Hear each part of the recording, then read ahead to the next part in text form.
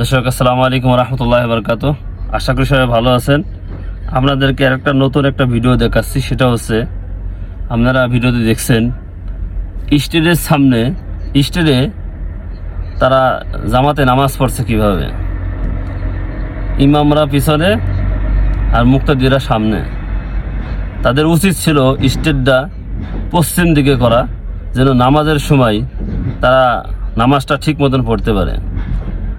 তারা মডারেট ইসলাম কায়েম করতে চায়। এই যদি হয় মানে স্টেটের অবস্থা, তাহলে কর্মীদের কি অবস্থা হবে? তারা দেখছেন নামাজ পড়ছেন কীভাবে। স্টেটটা তাদের অবশ্যই উচিত ছিল পশ্চিম দিকে করা। পশ্চিম দিকে ফিরি নামাজ পড়ি ইমাম সাহেব, তার পিছনে যত মানুষ থাকবে তারা একসাথে নামাজ পড়তে থাকবে। এরা হচ্ছে মডারেট ইসলাম, তারা এইভাবে ইসলাম কায়েম করতে চায়।